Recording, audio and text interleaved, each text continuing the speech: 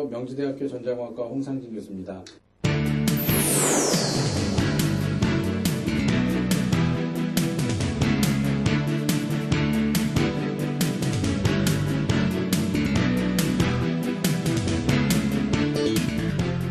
자, 오늘은 여러분께 17강째 강의를 하게 되었고요.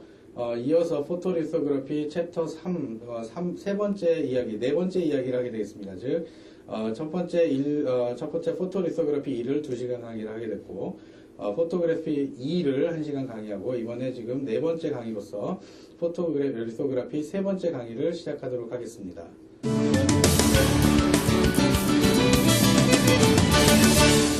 네, 세 번째 포토리소그래피 챕터에서는 여태까지 다루었던 스핀 코팅 과정, 그 다음에 얼라인 앤 익스포저 과정 다음부터, 즉 이제는 이제 노광이 된 상태부터 어떻게 디벨로핑을 하는지, 그리고 어떻게 패턴 검사를 하는지에 대해서 설명을 드리도록 하겠습니다.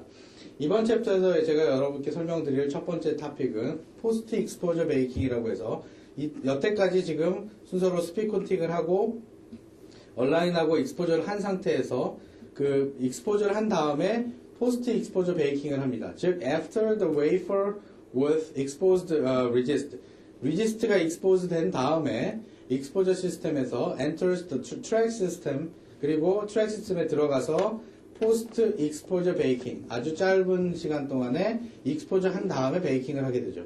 PEB라는 것은 보통 아이라인 리지스트를 사용할 때는 포스트 익스포저 베이킹이 그렇게 많이 사용되지 않았지만 UV를 사용하는, 딥 UV를 사용하는 248나노나 193나노 공정에서는 포스트 익스포저 베이킹이 필요하게 됩니다. 그래서 처음에 보면 다시 한번 기억을 되살리면 베이퍼 프라임이 있었고, 스핀 코팅이 있었고, 소프트 베이킹, 즉 솔벤트를 날려보내는 공정이 있었고요. 그 다음에 UV를 통해서 마스크에 있는 이미지를 투영하는, 물론 1대1 컨택 얼라인 마스크가 있을 것이고 4대1 또는 6대1 프로젝션 그 마스크가 있는데, 보통은 흔히 스태퍼에서는 4대1 정도를 사용했었고요. 그 다음에 지금 나타나는 것이 바로 오른쪽에 있는 포스트 익스포저 베이킹이라고 합니다. 즉, 포스트 익스포저 베이킹이라는 것은 이미 솔벤트가 다 날아간 상태에서 익스포저를 하게 되면 이 안에 CAR, 즉 Chemically Amplified Resist 같은 경우에는 추가적으로 어떤 화학 반응이 일어나서 화학기들이 분리돼서 나옵니다. 그런 것들을 날려보내기 위해서 날려보내고 실제 어드이션을 더 높이고 스탠딩 웨이브 이펙트들, 즉 빛이 서로 간섭해서 상쇄 보강 간섭으로 나타나는 어떤 물결 모양 같은 잘못된 공정들을 피하기 위해서 포스트 익스포저 베이킹을 합니다.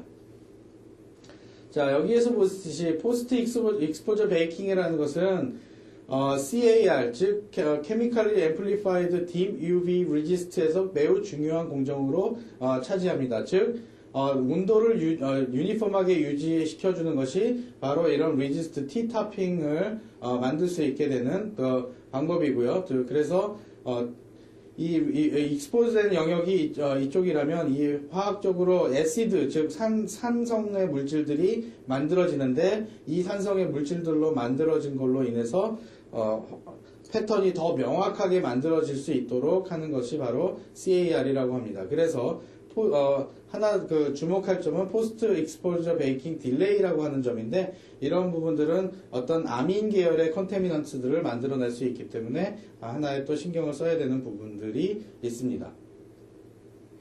자, 스탠딩 웨이브라고 아까 앞에서 잠깐 나왔었는데, 스탠딩 웨이브라는 것은 스탠딩 뭐죠? 가만히 서 있는, 즉 빛이 파장을 가지고 쭉 들어오는데, 빛이 이렇게 들어오는 게 교묘하게도 계속 그 방향으로만 이렇게 파장이 움직이게 된다면, 그렇죠?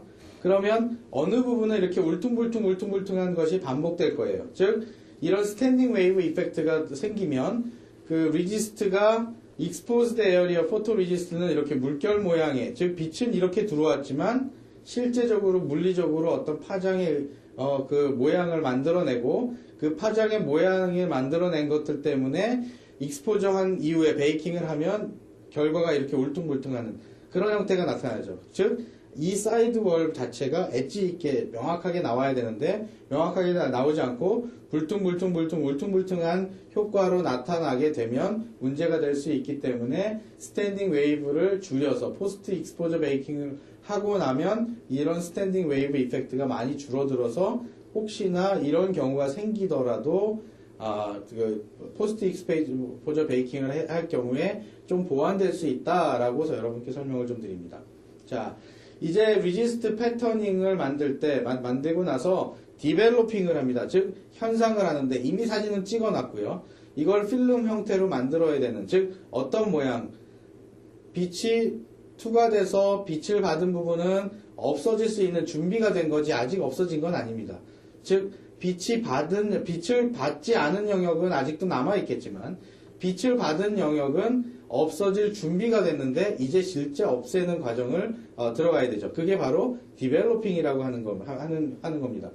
그래서 첫 번째 아주 가장 우선적인 목표, 리지스트 디벨로핑의 우선적인 목표는 is to accurately replicate, 정확하게 다시 만들어내는, replicate the reticle pattern, 레티클에 있는 패턴들을 그대로 다시 만들어내는 것. 어디에서? in the resistive material. in the resist material. 즉 포토 리지스트 재료를 가지고 위에 있는 마스크 모양을 그대로 만들어서 높낮이를 만들어주는, 즉 포토 리지스트 패턴을 만들어주는 것이 리지스트 디벨로핑의 가장 큰 목적이라고 할 수 있겠죠. 즉 어떤 모양을 만들어서 없어질 애들은 없어지고 남을 애들은 남아서 그 다음 공정을 수행할 수 있도록 만들어야 되는데, 자 그림을 보시면 가운데에서 오른쪽에 있는 이 모양이 가장 잘 된 디벨로핑의 모습이라고 할 수 있습니다. 즉 위에서부터 빛이 쪼여졌기 때문에 위의 모양이 조금 작은 거 이해될 수 있습니다.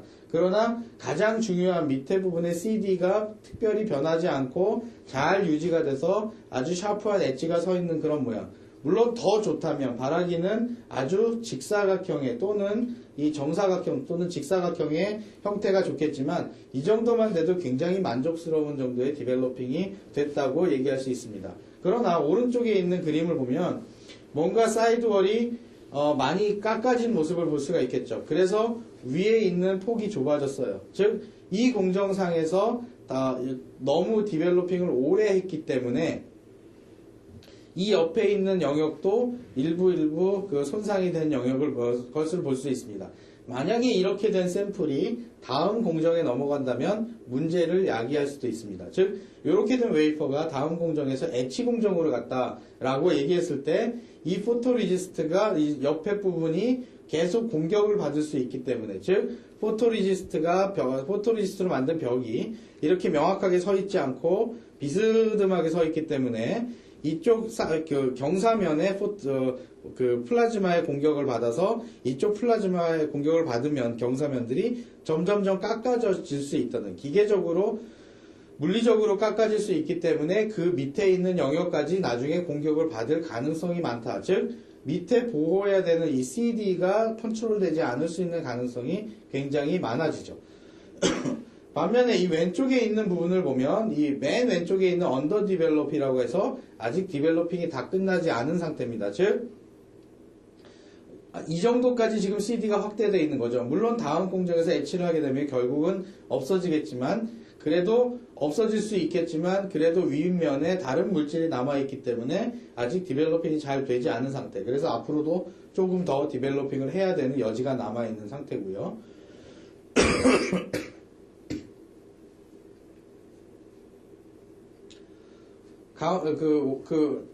두 번째 있는 그림으로는 incomplete develop이라고 해서 아직 under developing 상태도 아니고 그것보다도 더 디벨로핑이 되고 있는 상태. 지금 단계적으로 이렇게 벗겨 나가고 있는 그런 상태를 의미합니다. 그래서 첫 번째, 두 번째도 문제가 되고 네 번째도 문제가 되는, 즉 오버 디벨로핑도 문제가 되고 언더 디벨로핑도 문제가 되고 아직 끝나지 않은 디벨로핑도 문제가 되는, 그래서 우리가 가장 원하는 패턴을 만들어내는 것은 바로 이렇게 샤프한 이미지가 나오는 디벨로핑 결과입니다.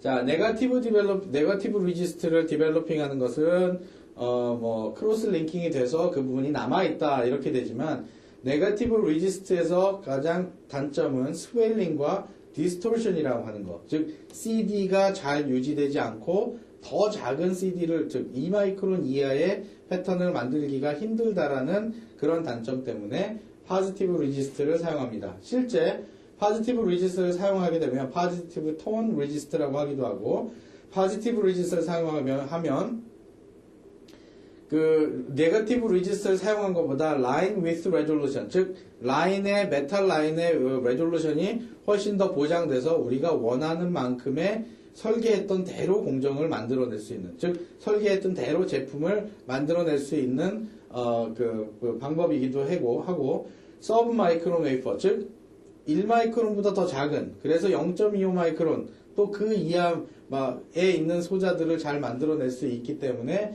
다 파지티브 리지스트를 사용합니다. 이 파지티브 리지스트를 사용해서 디벨로핑을 하게 되면 실제 디벨로핑을 하게 되면 이런 모양들을 볼 수가 있습니다.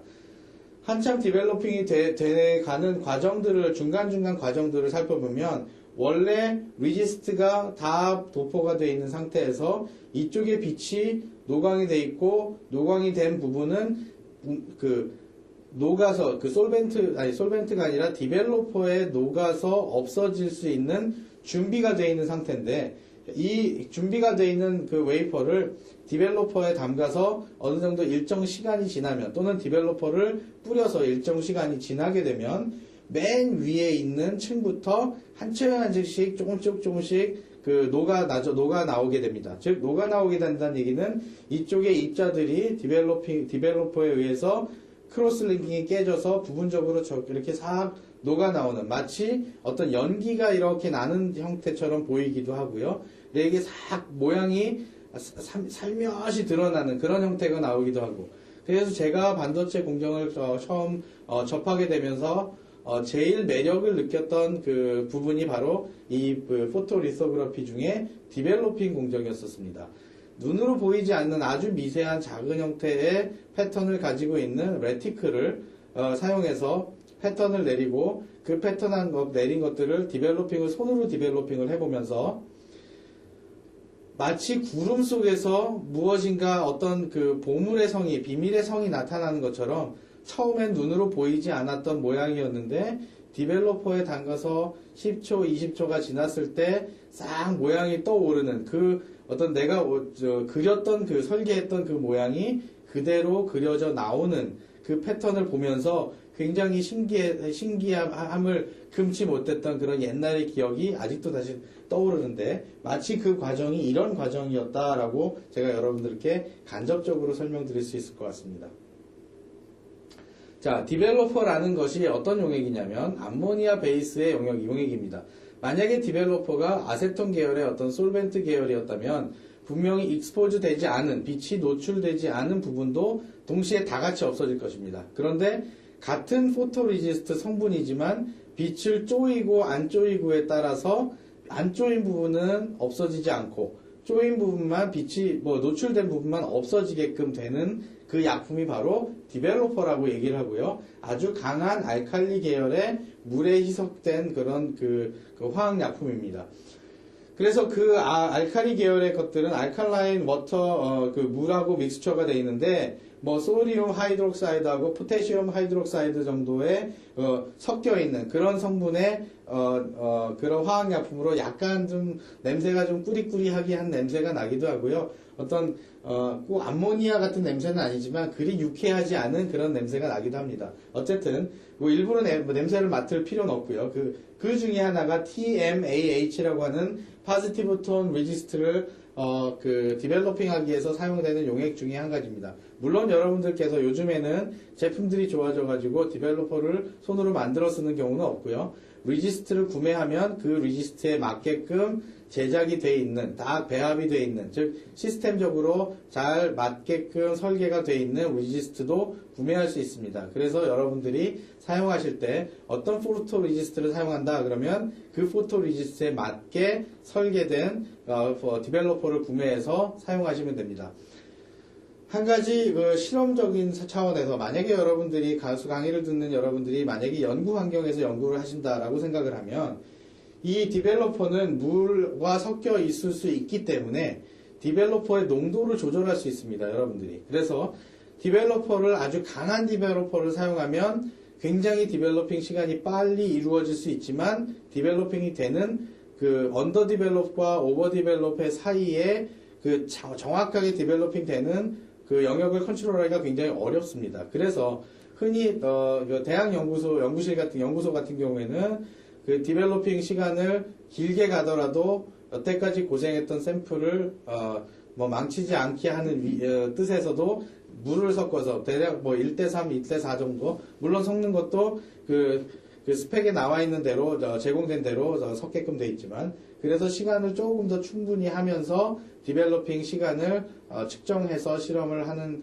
일들이 많이 있습니다. 만약에 이 강의를 들으시는 분들이 혹시 나중에 실험을 하시거나 또 실습을 하실 시간이 있으시다면 아마 그런 형태를 그런 경우를 염두에 주셔서 여러분들이 시간을 쏟고 고생해서 만든 샘플이 잘못되지 않게끔 만드실 필요도 있다라는 점을 한번 말씀드리고 지나가도록 하겠습니다.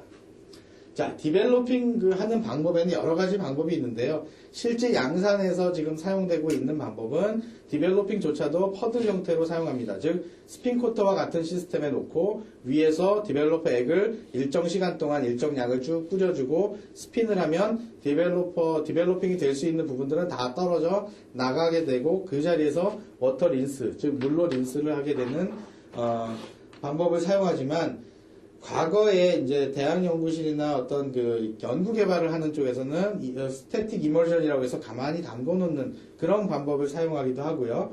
Continuous Spray Developing이라고 해서 스프레이를 계속 뿌려주는 방법의 디벨로핑 방법을 사용하기도 했었고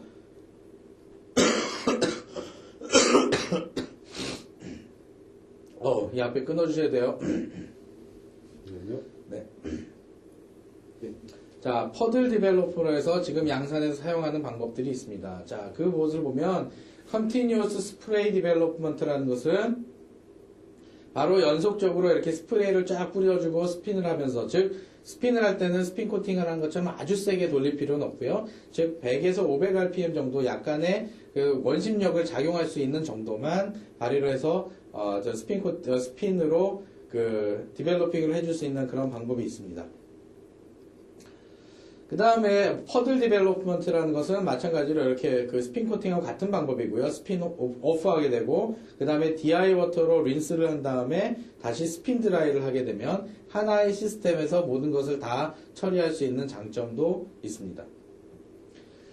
자, 리지스트를 그 개발하는 데 있어서 또한 리지스트를 이해하는 데 있어서 몇 가지 우리가 알아뒀으면 하는 것들이 바로 그 포토리지스트를 포토리지스트를 디벨로핑하기 위해서 만드는, 즉 포토리지스트를 개발한다는 것보다 현상을 하기 위해서 알아둬야 될 항목들이 이렇게 몇 가지가 있습니다. 즉 포토리지스트를 디벨로핑하는 온도, 두 번째는 디벨로핑 타임, 그 다음에 디벨로퍼 용액의 양, 그 다음에 어떤 노멀리티나 그 린스하는 방법이나 들이 영향을 미칠 수 있는데 주로 디벨로핑에 영향을 미치는 것들은 온도와 시간과 디벨로퍼의 양이라고 얘기할 수 있습니다. 자, 디벨로퍼의 온도는 이렇게 보시면 됩니다. The temperature of the developer has direct effect. 아주 강하게 직접적으로 영향을 줍니다. Resist dissolution rate. 얼마만큼 레지스트가 현상될 수 있는가에 대한 직접적인 영향을 미치는데 오히려 높은 온도에서는 디벨로핑이 잘 안 되는 현상이 나타납니다. 그리고 상대적으로 낮은 온도에서는 디벨로핑이 잘 일어나는데 그렇다고 낮은 온도라고 해서 영하의 온도에서는 있을 수가 없고요. 가장 현실적으로 보편적으로 가장 디벨로핑이 잘 이루어지는 온도가 22도에서 24도 정도. 물론 그 리지스트 타입에 따라 다르지만 그래서 항상 디벨로퍼의 온도를 그 정도에 맞춰놓고 여름에는 물론 디벨로퍼의 온도가 많이 올라갑니다. 그러나 칠러를 통해서 일정하게 22도에서 24도 정도 온도를 맞춰놓고 디벨로퍼를 보관하는 것이 필요하고요. 겨울에는 온도가 많이 내려가죠. 그래 내려가도 사실 디벨로핑 시간이 오래 걸립니다. 그래서 겨울에는 상대적으로 22도나 24도를 맞춰놓을 수 있게 따뜻하게 보관을 하는 것이 디벨로퍼 보관 방법이고 디벨로핑을 하는데 그 영향을, 즉 공정에 영향을 미칩니다. 물론 디벨로퍼 시간도 영향을 미칩니다. 디벨로퍼를 동일한 그 농도를 가지고 있는 디벨로퍼라고 하더라도 오래 담가두면 다 디벨로핑이 됩니다. 즉 빛이 노출되지 않았더라도 디벨로퍼에 오래 담가 있으면, 즉 오래 디벨로핑이 되면 그 디벨로핑이 다 됩니다. 이유는 디벨로퍼가 알카리로서 강알카리는 그 포토리지스트를 결국은 공격할 수 있는 그런 성분들을 가지고 있기 때문에 적절한 일정의 시간이 지나게 되면 빛이 노출되지 않아도 그 디벨로핑이 될 수 있습니다. 그래서 적절한 시간 동안 디벨로핑을 하는 것이 좋겠고요. 보통은 이 포토리소그래피 공정을 셋업하기 위해서 오프라인으로 실험을 통해서 반복돼서 가장 좋은 조건이 나오는 것이 어디냐를 찾아서 디벨로핑 공정을 수립하고도 합니다. 디벨로퍼의 볼륨에 대해서도 문제가 되는데, 즉 용액의 농도죠. 즉 강한 디벨로퍼의 농도가 강하다면 훨씬 더 빨리 그리고 잘 디벨로핑이 될 수 있는데, 잘이라는 의미가 정확하게라는 의미는 아닙니다. 즉 훨씬 더 빨리 디벨로핑이 될 수 있다. 즉 빨리 디벨로핑이 되면 좋을 수도 있지만 CD를 유지하기 위해서 디벨로퍼의 그 디벨로핑 되는 속도를 잘 유지해서 정확한 패턴을 만들어내는 게 포토리소그래피의 목적이기 때문에 빨리 되는 것이 무조건 좋은 것은 아니라고 생각합니다. 자, 마찬가지로 여러 가지 것들이 있는데 나머지 것들은 여러분들께서 읽어보시면 이해가 되실 부분이라고 생각이 듭니다. 자, 그 다음에 웨이퍼 척 부분이 있는데 웨이퍼 척 부분도 현재 디벨로핑 시스템에서 영향을 미치는 부분이기도 합니다. 소프트 베이킹 단계는 포토리지스트를 스핀 코팅한 다음에 솔벤트를 날려보내는 용도로 사용을 했고요. 그 다음에 디벨로핑을 한 다음에 안에 있는 수분이나 어떤 그 나머지 성분들을 날려내고 잔류의 솔벤트 성분들을 다 날려서 어디션을 좋게 하기 위한 방법이 바로 하드 베이킹입니다. 즉 디벨로핑을 하고 난 이후에 하드 베이킹을 하게 되면 포스트 디벨롭먼트 서멀 베이크, 즉 서멀 온도를 가해서 디벨로프 한 다음에 서멀 베이크를 하는 것이 바로 그 하드 베이킹이라고 얘기를 합니다. 보통 하드 베이킹이라는 것은 온도가 대략 130도 또는 120도 정도의 온도, 또는 어떨 때에 따라서는 130도, 140도도 되는데, 대략 보통의 포지티브 턴 리지스트는 120도의 전후에서 하드 베이킹이 이루어지고요.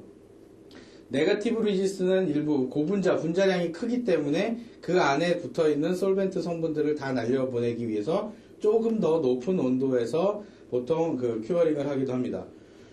포스트 익스포저 베이킹을 하게 되면, 하드 베이킹을 하게 되면, 익스포저 한 다음에 나머지 솔벤트들이 잔유물이 날아가는데, 이 코너 부분들, 즉, 비아홀 같은 경우에는 이런 오픈이 조금 더 넓어지는 그런 현상들이 생기고요. 또는 포토리지스트의 어떤 라인이라는 것이 즉 사각형으로 나오지 않고, 약간은 끝에 부분에 있는 부분들이 솔벤트가 쉽게 빠져나가면서 코너가 좀 부드러워지는 그런 현상도 목격할 수 있습니다. 그런데 그럼에도 불구하고 리지스트 하드를 딱딱하게 만들어야 될 필요가 있습니다. 왜냐하면 이 포토 리지스트 자체가 어떤 구조물로 만든 것이 아니라 뒤에 이어지는 이 아니온 임플란테이션이나 아니면 엣치나 기타 등등의 공정에 사용이 되기 때문에 두께는 상당히 얇고 얇지만 단단한 포토리지스트를 필요로 하기 때문에 특히 딥 UV 리소그래피에서 리지스트 하드닝을 하는 방법 중에 하나가 DNQ Novolog resist is also achieved by exposing it to the deep UV. 즉 딥 UV를 DNC Novolog 타입의 리지스트를 딥 UV를 노출시킴으로써 또 고에너지를 가해서 단단하게 만들 수 있다라고 얘기를 하기도 하는데, 어찌됐든 그 하드 베이킹을 하게 되면 이 포토 리지스트가 더욱더 단단해지고, 단점은 이런 비아홀 오프닝 위에가 좀 넓어지는 단점이 있지만, 그래도 연속된 다음 공정으로 이어지기 위해서는 하드 베이킹을 꼭 하는 것이 필요합니다. 자, 하드 베이킹을 해서 다음 단계로 이제 넘겨줘야 될 때가 됐습니다. 넘겨주게 되면 다음 공정으로 들어가기 전에 비주얼 인스펙션을 거치게 됩니다. 물론 CD가 잘 나왔는지 인라인 CD샘을 보기도 하는데, 자, 인라인 CD샘이라는 것은 인라인, 즉 흘러가는 라인에서 흘러가는 대로 포토리지스트가 끝나자마자 다음 공정을 시작하기 전에 같은 연속상에서, 즉 인라인에서 CD라는 것은 그 크리티컬 디멘전을 측정을 하는데, CD를 측정할 수 있는 아주 작은 패턴을 볼 수 있는 특별한 현미경 SEM이라는 것이 있습니다. SEM이라고 얘기를 하는데, 스캐닝 일렉트로 마이크로스코피라는 그 약자로 SEM이라고 합니다. 그래서 CD를 측정할 수 있는 SEM, 그 CDSEM이라고 얘기하는 장비를 통해서 인라인 상태로 얼마만큼 CD 패터닝이 잘 나왔는지를 검사하고 보내게 되는 과정을 거칩니다. 그것이 바로 인스펙션이고, 일부 지금 사진에 나와 있는 것처럼 어떤 오퍼레이터 또는 엔지니어가 그 오른쪽 모니터를 보면, 이 오른쪽에 있는 모니터를 보면 어떤 메탈 패턴이 있고 포토리지스트 패턴이 있는데, 그 패턴이 크기가 잘 나왔는지, 패턴이 안 나온 부분은 없는지 몇 가지를 이렇게 확인하면서 현미경으로 관찰하는 그런 모습을 여러분이 볼 수가 있습니다. 즉 디벨로핑은 다 끝나서 포스트 디벨로핑 인스펙션이라고 하는데, 물론 디벨로핑을 하고 나서도 하기 전에도 인스펙션을 하지만, 디벨로퍼를 한 후에도 이제 한 후에는 모양이 얼마나 잘 나왔나 인스펙션이 들어가죠. 자, 그래서 그 인스펙션을 하게 되면 만약에 잘못된 것들이 있다면 잘못된 것들을 찾아내야 되고, 만약에 디펙티브 웨이퍼가 있다면 다른 공정으로 넘겨주지 않는 과정, 그것이 바로 필요하기 때문에 인스펙션이 필요합니다. 그것이 바로 continue to following the processes, 다른 그 엣지나 임플란트의 그 공정으로 보내지기 전에 포토리소그래피 패턴이 잘 되어 있는지 확인하는 과정이 필요합니다. 이유는 엣지하고 아이온 임플란테이션은 한 번 잘못되면 바꿀 수가 없는 공정입니다. 다시 한번 말씀드리죠. 엣지하고 임플란트는 한 번 잘못되면 바꿀 수 없는 공정이에요. 그러나 포토리지스트는 잘못되면 그래도 바꿀 수 있는 공정이 되기 때문에, 포토리지스트에서 잘못 보내지면 엣지하고 임플란트는 잘못 공정을 할 수밖에 없습니다. 그렇죠? CVD, 데포지션은 잘못 공정을 하면 지워서 없앨 수가 있어요. 왜냐하면 선택적으로 한 것이 아니라 전체적으로 덮었기 때문에, 전체적으로 덮어있는 데포지션을 한 영역에 전체적으로 다시 다 리무브를 할 수가 있습니다. 그런데 선택적으로 공정이 이루어져 있는 엣지하고 임플란트에서는 그 선택적으로 진행된 공정을 다시 없앨 수가 없어요. 즉 그 말은 포토리소그래피를 통해서 바로 이어지는 공정에서는 선택적으로 공정이 이루어지기 때문에, 즉 선택적으로 부분적으로 엣지가 일어나고 선택적으로 부분적으로 임플란트가 일어나기 때문에, 포토리소그래피에서 패턴을 잘못 정의해주면 뒤에 있는 공정이 잘못될 수밖에 없죠. 그래서 반드시 포토리소그래피 공정 다음에는 포토 인스펙션을 반드시 하는 것이 가장 바람직하다고 볼 수 있습니다. 자, 인스펙션 부분에서 다시 한번 저희가 거꾸로 한번 처음부터 포토리소그래피 공정을 한번 되짚어 보겠습니다. 아마 처음에 여러분들께서 포토리소그래피 공정을 접하셨을 때는 친숙하지 않아서 단어들이 어색하고 이해가 잘 되지 않으셨던 부분도 있을 건데, 다시 한번 복습을 통해서 여러분들께 기억을 되살려드리면, 페이퍼 프라임, 일반적으로 있는 수증기를 없애고 어디션 프로모터를 바른 다음에, 도포한 다음에 포토레지스트를 스핀 코팅하고 나머지 있는 솔벤트들을 다 날려보내는 공정들이 진행되죠. 소프트 베이크가 끝난 다음엔 트랙 시스템이나 어떤 익스포저 시스템에 의해서 얼라인먼트를 하고 빛을 조사해서, 즉 프로젝션 렌즈를 통해서, 스태퍼를 통해서, 프로젝션 렌즈를 통해서 렉티클에 있는 그 이미지를 그대로 웨이퍼에 트랜스퍼 시키는 공정이 들어갑니다. 그 다음에 익스포저를 한 이후에, 특히 케미컬리 앰플리파이드 리지스트 같은 경우에는 포스트 익스포저 베이킹을 통해서 그 나머지 잔여 그 솔벤트들을 날리고 화학적으로 생긴 애시드들을 산성의 성분들을 날리고, 날려보낸 다음에 디벨로핑을 하게 되죠. 디벨로핑 할 때는 일반적으로 퍼즐 형태나 퍼즐 형태들이 많이 사용되는데 디벨로핑을 하고 나서 이 남아있는 그 용액에 의해서 붙어있던 수분이나 잔여 용액들을 하드 베이킹을 통해서 날려보내고 그 밑에 있는 그 포토리지스트 레이어는 아래에 있는 그 웨이퍼와 아주 밀착돼서 고밀착돼서 잘 붙어 있게 되는 공정을 바로 하드 베이킹 공정이라고 합니다. 그렇죠? 그 다음에 맨 마지막에 잘 되었는지 잘 못 되었는지 처리를 하기 위해서 확인을 하기 위해서 디벨로핑 인스펙션, 디벨롭 인스펙션을 하게 됩니다. 만약에 인스펙션을 통해서 잘 됐다, 패스가 된 웨이퍼라는 것은 아이온 임플란트나 아니면 엣치라는 공정이 이루어지게 되는데 만약에 이쪽에 잘못되었다, 이게 뭔가 포토 패터닝이 잘못 나와서 더 이상 보내줄 수가 없다라고 판별이 되는 웨이퍼들은 리젝을 시키고 다시 산소 플라즈마, O2 플라즈마에 의해서 포토 레지스트를 스트립하고 클린하는 공정을 통해서 다시 재작업을 거쳐 나가게 됩니다. 이쪽으로 통과한 웨이퍼들이 잘못된 웨이퍼들이 엣치나 임플란트로 가게 되면 더 이상 수정을 하거나 리옥을 할 수 없는 상황이 생기기 때문에 이쪽의 인스펙션이 그만큼 중요하다는 역할을 하게 되고요. 이쪽에서도 마찬가지로 엣치 스트립을 하는데 플라즈마, 산소 플라즈마를 사용해서 포토 리지스트를 스트립하는데 플라즈마가 사용됩니다. 아직은 여러분께서 플라즈마 또는 드라이 에칭을 학습하시지 않으셨기 때문에 플라즈마 엣치에 대해서 정확하게 잘 이해를 못하실지 모르겠지만 간단하게 설명드려서 산소 플라즈마가 CH5로 구성되어 있는 이 포토리지스트 성분들을 잡아먹는다고 생각하시면 돼요. 즉 포토리지스트는 아까도 말씀드렸지만 CH5로 구성이 된 조시라고 말씀드렸죠. CH5 컴파운드로 되어 있는 물질인데 산소가 CH5하고 만나면 어떤 것들이 만들어질까요? CO 일산화탄소죠. 기체입니다. CO2 이산화탄소죠. 기체죠. 그 다음에 OH 기가 만들어지고 H2O가 만들어지면 수증기, 물의 형태로, 즉 수증기 형태로 없어질 수 있고요.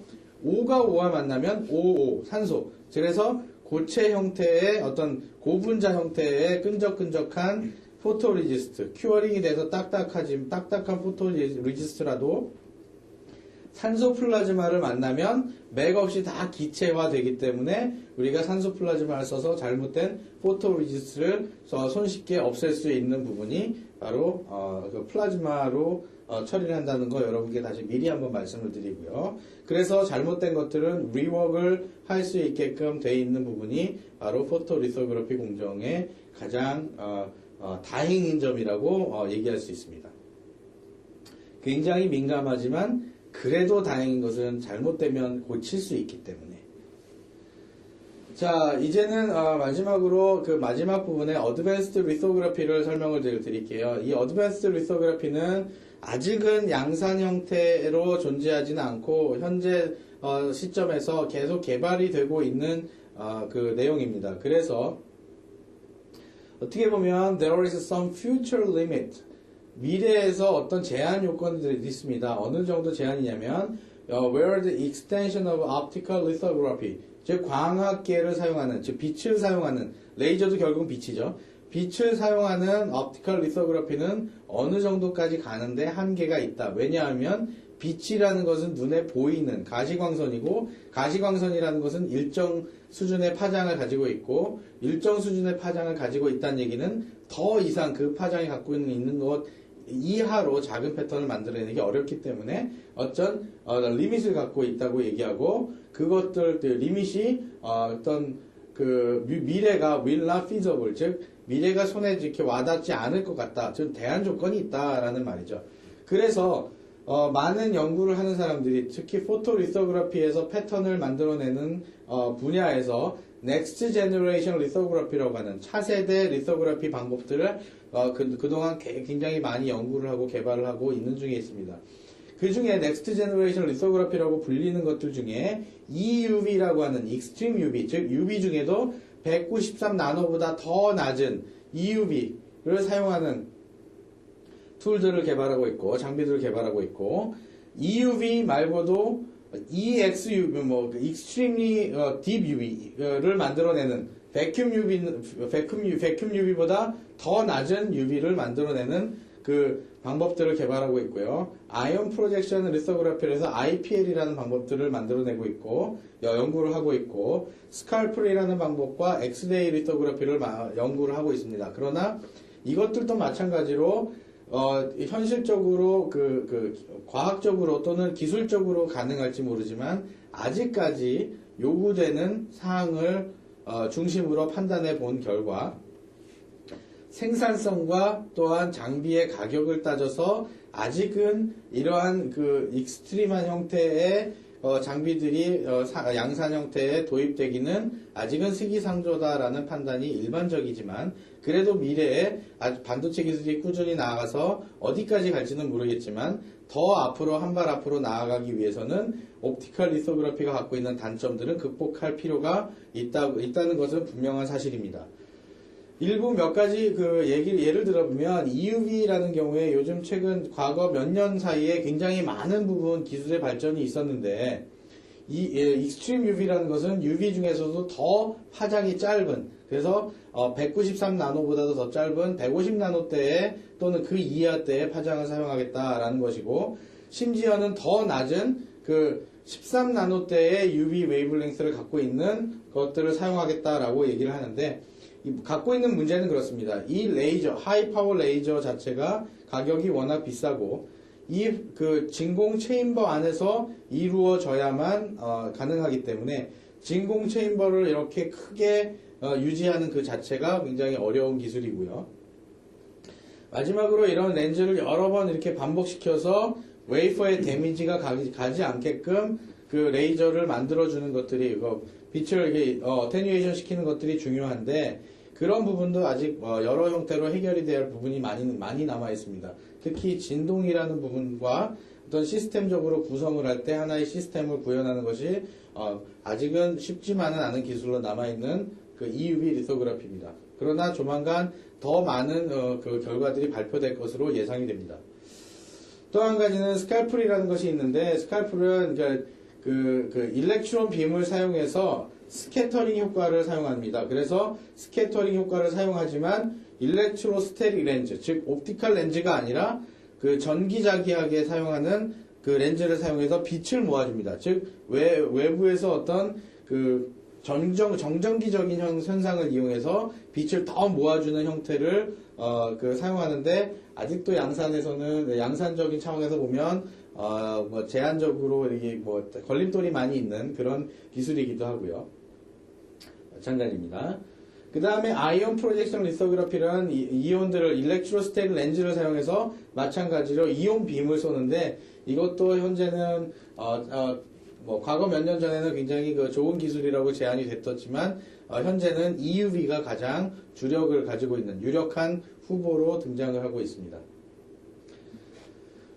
마찬가지고요. 50나노급 사이즈 이하에서 그 패터닝을 만들려고 개발이 됐는데 지금 현재는 옵티컬 리소그래피를 사용해서 더블 패터닝이라는 공정을 하고 있습니다. 즉 패턴을 두 번 내려서 etch를 두 번 하면 그 50나노급 예를 들어서 50나노급을 만들기 위해서 그 100나노급을 두 번 패터닝을 하면 100나노급을 놓고 한 번 패터닝을 하고 그 사이에다 100나노급을 놓고 패터닝을 하면 그 하나하나의 간격이 50나노다. 그래서 50나노급 패턴을 가지고 반반 나누어서 더블 패터닝을 하면 20나노급, 22나노급의 그 반도체를 만들 수 있다. 즉 45나노미터를 만드는 기술로 22나노를 만들 수 있다라고 생각을 하고 그 더블 패터닝을 공정을 지금 진행하고 있습니다. 물론 50나노도 마찬가지로 90나노짜리 공정을 더블 패터닝을 해서 43나노짜리를 만들고 있는 실정입니다. 그러나 그런 공정 기술이 개발되기 전에 어떤 아이디어로 나왔던 것이 IPL이고 앞으로도 이런 아이디어와 공정 기술이 더 많이 개발이 돼서 접목된다면 우리가 갖고 있는 옵티컬 리소그래피의 단점을 보완할 수 있는 어떤 기술인가 충분히 개발될 수 있다고 생각이 들고 그 몫은 분명히 여러분들 강의를 듣고 계신 여러분들이 풀 수 있는 그런 문제라고 생각을 하고 있습니다. 자, 끝으로 이제 엑스레이 리소그래피가 나오는데요. 엑스레이 리소그래피는 굉장히 장점이 많습니다. 소프트 엑스레이도 있고 하드 엑스레이도 있는데 엑스레이는 그동안 의학에 굉장히 많이 사용되었기 때문에 엑스레이에 대한 부분은 많이 발전이 되어 있습니다. 단지 반도체에 응용되지 않았을 뿐이죠. 그러나 그 엑스레이를 컨트롤하는 부분에 있어서 엑스레이는 방사능이라는 부분 때문에 반도체 산업에서 얼마나 많이 적용될 수 있는지는 모르겠습니다. 물론 엑스레이를 이용해서 반도체 검사를 하는 장비들이 많이 있습니다. 그러나 포토리소그래피에서 엑스레이를 사용하게 되면 그 에너지가 워낙 많기 때문에 웨이퍼상에 데미지를 줄 수 있다는 단점이 있어서 아직도 개발이 진행되고 있는 부분이고 더 많은 개발이 기대되는 부분입니다. 자, 그래서 나머지 엑스레이 리소그래피를 만들어 보여드리는 것이고요. 마지막으로 제가 여러분께 정리를 하나 해드리고자 합니다. 어드밴스드 리소그래피를 보면 1970년대에 10나노급의 컨택 프린터가 사용됐었습니다. 즉 컨택 얼라이너라고 얘기를 하죠. 1대1로 매칭되는. 80년대에 스캐닝 얼라이너 그리고 G라인 스테퍼가 나오면서 그 I라인 리지스트나 또 G라인에서 DNQ 타입의 노블락 리지스트가 사용되고 1990년대에 들어서면서 중반대에 케미칼리 앰플리파이드 리지스트가 개발돼서 패턴이 나왔습니다. 즉 과거에 초반기에 10마이크론짜리 반도체를 만들었다면 10년 정도 이후에 1마이크론짜리 반도체를 만들었고요. 10년 정도 이후에 0.18마이크론짜리 또는 0.13마이크론짜리 반도체를 만들었습니다. 2010년도에는 0.1마이크론 반도체를 만들 것이라고 과거 몇 년 전에 예상이 됐었는데 지금 2009년에 0.1마이크론이 아니라 2007년에 벌써 90나노급 반도체들이 만들어지기 시작했고 지금 2009년, 2010년, 지금 녹화되는 때가 2009년 12월 30일인데요. 지금 시점에 있어서 개발되고 있는 양산되고 있는 것이 50나노급, 즉 45나노급의 반도체가 양산이 되고 있고 앞으로 32나노급의 반도체가 머지않은 시간에 양산이 될 것이라고 생각해 보면 10마이크론에서 수십 나노까지 발전된, 즉 1000분의 1만큼 줄어드는 그런 시기가 불과 몇십 년 되지 않았다고 이렇게 말씀드립니다. 그와 병행해서 리지스트도 끊임없이 변하고 있고 리지스트에 대한 장비도 끊임없이 변하고 있고 리지스트의 타입도 끊임없이 변하고 있다라는 것 여러분께 다시 한번 설명드리면서 이것으로 그 포토리소그래피 강의를 마치도록 하겠습니다. 아마 이 시점쯤 되면 여러분들이 포토리소그래피에서 사용되는 단어나 개념들이 어느 정도 정립되셨을 거라고 생각됩니다. 그래서 다음에 이어지는 엣치하고 아이온 임플란테이션 공정에서 여러분들이 조금 더 전문 지식을 갖고 조금 더 어려운 내용을 접할 수 있는 기회가 될 수 있었으면 좋겠습니다. 감사합니다.